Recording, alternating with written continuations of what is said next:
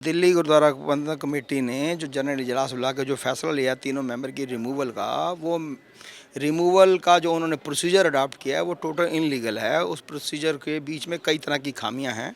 खामी पहली ये कि उसको एक प्री प्लान के तहत मेंबर से पहले डायरेक्टर को कंप्लेंट करवाई जाती है। उसके बाद उम्मीद की जाती है कि डायरेक्टर ये कहेगा कि इन तीनों को रिमूव कर दिया जाए, और कई तरह के वहाँ उनके ऊपर सरकारी दबाव भी डलवाए जाते हैं, मिनिस्टर्स के भी दिलवाए जाते हैं, सबके भी दिलवाए जाते हैं। ये बात मैं नहीं कह रहा, ये दिल्ली गुरुद्वारा प्रबंधक कमेटी के प्रधान ने आफ्टर इजलास के बाद खुद प्रेस के सामने ये बात कबूल की है कि मेरे ऊपर सरकार का प्रेशर था।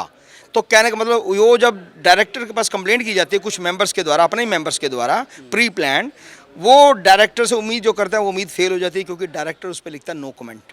नो कमेंट डायरेक्टर इसलिए लिखता है क्योंकि दिल्ली गुरुद्वारा कमेटी का एक्ट में ये कहीं कुछ क्लियर नहीं है।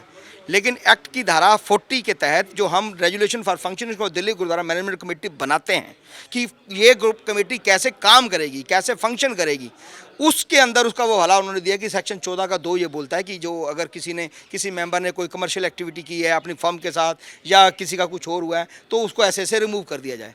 तो अब वो जो फंक्शनिंग के रूल्स हैं वो कमेटी ने खुद बनाए हैं, उनका गजट नोटिफिकेशन है या नहीं है, ये सारी बातें लीगैलिटी की हैं। और जब तक ये जो भी इन्होंने वहाँ पे रेजोल्यूशन पास किया है उसकी कॉपी नहीं आएगी तो मैं समझता हूँ तब तक उसके बारे में कुछ ज़्यादा कहा नहीं जा सकता। लेकिन ये क्लियर है कि जैसे ही वो कॉपी बाहर आएगी तुरंत कोर्ट उसके ऊपर स्टे दे देगा।